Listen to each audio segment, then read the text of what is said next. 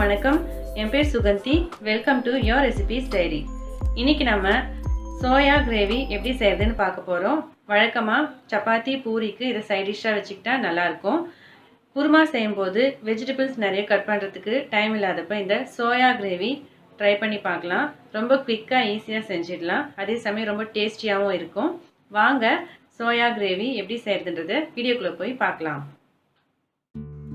Soya gravy செய்கிறதுக்கு முதல்ல 2 medium size தக்காளி, 1 பச்சை மிளகா மிக்ஸி ஜாரில் சேர்த்து நல்லா நைஸ் பியூரியாக அரைச்சி எடுத்துக்கோங்க.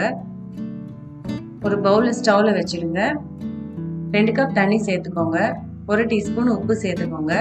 தண்ணி நல்லா பாயில் ஆனதுக்கு அப்புறமா 1 கப் சோயா சேர்த்து நல்லா கொதிக்க விடுங்க. 5 நிமிஷம் நல்லா சோயா அந்த தண்ணியில் நல்லா கொதிக்க விடுங்க. கொதிச்சதுக்கு அப்புறமா ஸ்டவ் ஆஃப் பண்ணிட்டு ஒரு லிட் போட்டு மூடி 10 நிமிஷம் வச்சிடுங்க. அதுக்கப்புறமா சோயாவை தண்ணியிலேருந்து வடிகட்டி எடுத்துட்டு தேவைப்பட்டா ஃப்ரெஷ் வாட்டர் கொஞ்சம் சேர்த்து நல்லா வடிகட்டி தண்ணி இல்லாமல் நல்லா சோயாவை பிழிஞ்சு எடுத்து வச்சுக்கோங்க. இப்போ நம்ம கிரேவி எப்படி செய்யறதுன்னு பார்க்கலாம். அதுக்கு ஸ்டவ்வில் ஒரு கடாயை வச்சுடுங்க. 3 டேபிள் ஸ்பூன் எண்ணெய் சேர்த்துக்கோங்க. எண்ணெய் நல்லா சூடானதும் 1 டீஸ்பூன் சீரகம் சேர்த்துக்கோங்க. சீரகம் நல்லா பொரிஞ்சதும் நம்ம கட் பண்ணி வச்சிருந்த வெங்காயம் சேர்த்து நல்லா வதக்கிக்கோங்க. வெங்காயம் நல்லா கலர் சேஞ்ச் ஆகுற வரைக்கும் நல்லா வதக்கிக்கோங்க லோ ஃப்ளேம்லேயே. வெங்காயம் நல்லா வதங்கினதுக்கு அப்புறமா 1 டீஸ்பூன் இஞ்சி பூண்டு விழுது சேர்த்து நல்லா வதக்கிக்கோங்க. இஞ்சி பூண்டுல இருந்து பச்சை வாசனை போனதுக்கு அப்புறமா ஏற்கனவே நம்ம அரைச்சி வச்சிருந்த தக்காளி பச்சை மிளகாய் பியூரி சேர்த்துக்கோங்க. 1 டீஸ்பூன் மிளகாய்த்தூள் சேர்த்துக்கோங்க. 3 டீஸ்பூன் தனியாத்தூள் சேர்த்துக்கோங்க. 1/2 டீஸ்பூன் மஞ்சத்தூள் சேர்த்துக்கோங்க. நல்லா கலந்து விட்டுட்டு இந்த மசாலால இருந்த பச்சை வாசனை போகிற வரைக்கும் நல்லா வதக்கிக்கோங்க. ஸ்டவ் லோ ஃப்ளேம்லேயே இருக்கட்டும். இப்போ பாருங்க, இந்த மசாலால இருந்து நல்லா எண்ணெய் பிரிஞ்சு வர ஆரம்பிச்சிருச்சு.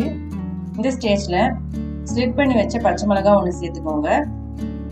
ஏற்கனவே நம்ம தண்ணியில பாயில் பண்ணி வச்சு வடிகட்டி எடுத்திருந்த சோயா சங்க்ஸை இப்போ சேர்த்துக்கோங்க. இந்த சோயாவும் மசாலாவையும் நல்லா மிக்ஸ் பண்ணி விட்டுக்கோங்க. ஒரு 15 செகண்ட் இந்த மசாலாவை சோயா நல்லா அப்சர்வ் பண்ணட்டும். அதுக்கப்புறமா 1 கப் தண்ணி சேர்த்து நல்லா மிக்ஸ் பண்ணி விட்டுக்கோங்க. ஸ்டவ்வை ஹை ஃப்ளேம்ல வச்சிருங்க. உங்க டேஸ்ட்க்கு ஏற்ற மாதிரி தேவையான அளவுக்கு உப்பு சேர்த்துக்கோங்க. நான் 1 டீஸ்பூன் கல்லுப்பு சேர்த்துருக்கேன்.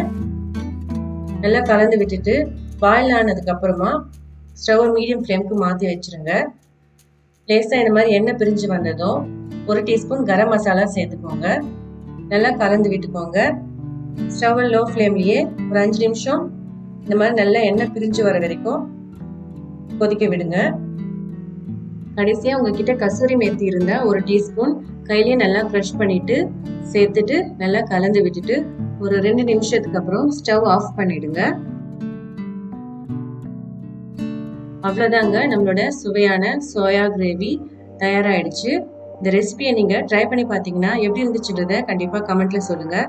இந்த வீடியோ உங்களுக்கு பிடிச்சிருந்தா லைக் பண்ணுங்கள். மறக்காமல் உங்கள் ஃப்ரெண்ட்ஸ் அண்ட் ஃபேமிலி மெம்பர்ஸ்க்கு ஷேர் பண்ணுங்கள். இதே மாதிரி நான் போடுற ரெசிபிஸோட லேட்டஸ்ட் அப்டேட்ஸ் உங்களுக்கு வேணும்னா யோர் ரெசிபீஸ் டைரி சேனலை சப்ஸ்கிரைப் பண்ணி கூடவே பெல் ஐக்கானையும் ப்ரெஸ் பண்ணி ஆல் அப்படிங்கிற ஆப்ஷனை செலக்ட் பண்ணுங்கள். அப்போ தான் நான் போடுற வீடியோட அப்டேட்ஸ் உங்களுக்கு உடனுக்குடனே கிடைக்கும். மீண்டும் வேற ஒரு சுவையான ரெசிபி வீடியோவில் நான் உங்களை சந்திக்கிறேன். தேங்க்யூ. பாய் பாய்.